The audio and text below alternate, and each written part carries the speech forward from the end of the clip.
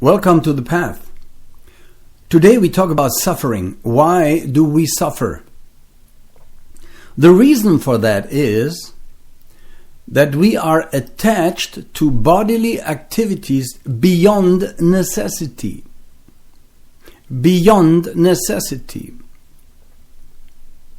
We seek pleasure, or we seek to prolong that experience that the body has in order to survive and to reproduce. So, for instance, the body eats to live, to sustain its structure, and he rests or sleeps to rest. And he has sex to reproduce, to procreate, for no other reason. Now, we, with our thinking, experience the response of the body. When the body has a need, he wants it to be satisfied. So, the body says, I want to survive, I want to eat. So we eat. And there is a certain amount of pleasure in the taste. See? There's a taste. Taste is nothing else but the body saying, okay, that's not poison, I can eat it. Taste is an agreement or disagreement of the body.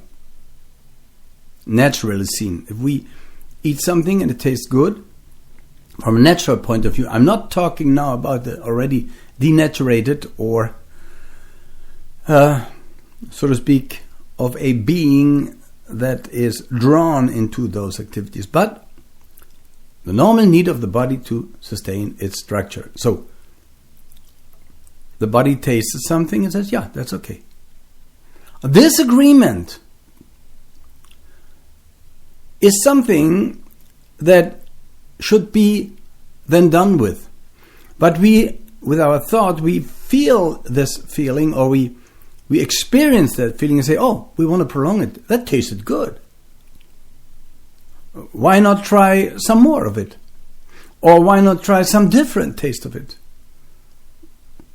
Gourmet. See? Gourmet. And so we enjoy the taste and we go beyond the necessity. And that's when suffering ensues. For instance, sexual activity.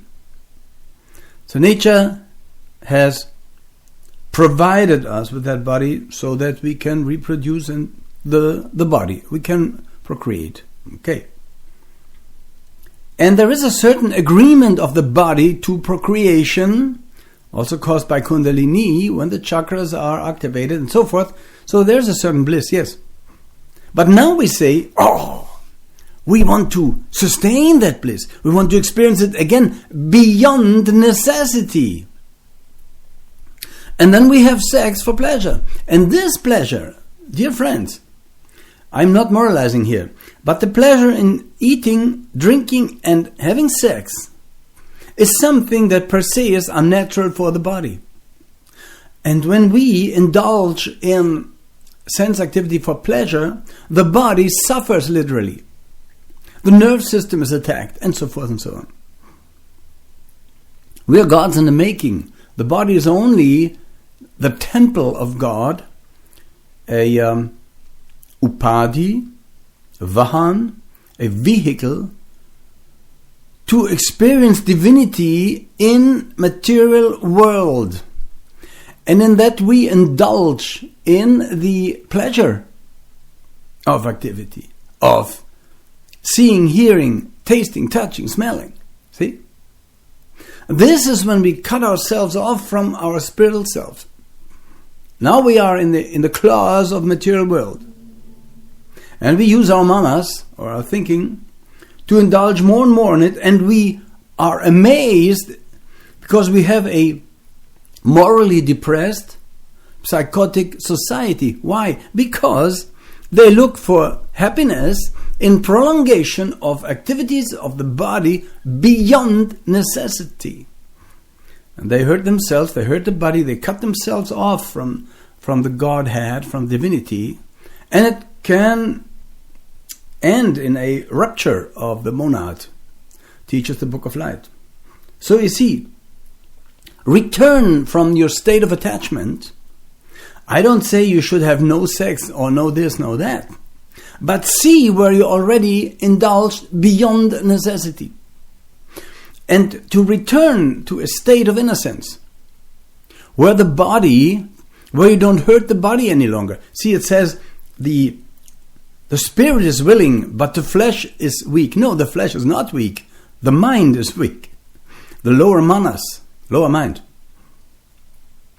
So you see, now that you hear that everything may revolt in you. What? He wants to take my pleasure for life that I have in life. Well, maybe among the thousands who hear me, 1 or 2 persons know what I'm talking about. And how can you return to innocence, dear friends? In that you meditate and let go of every attachment. It's possible. And soul breath meditation.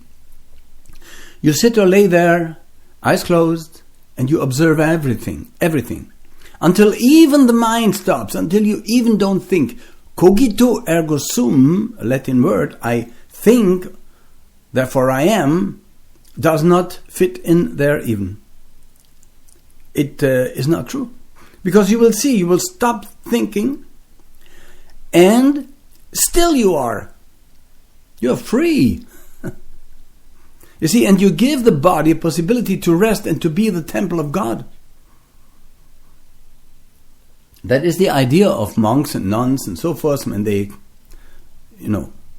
try to live celibate, but they don't know with what they're dealing. The Kundalini. It's a Pandora box.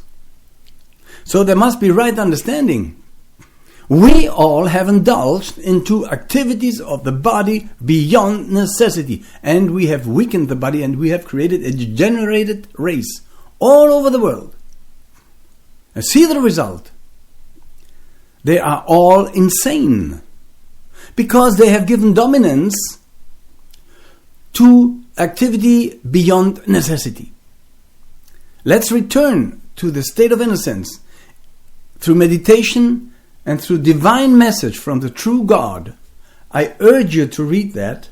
It's a little book where it has a title, Divine Message from the True God, Nirvana. Buddhism as it should be. Buddhism is not anymore as it should be. It is distorted to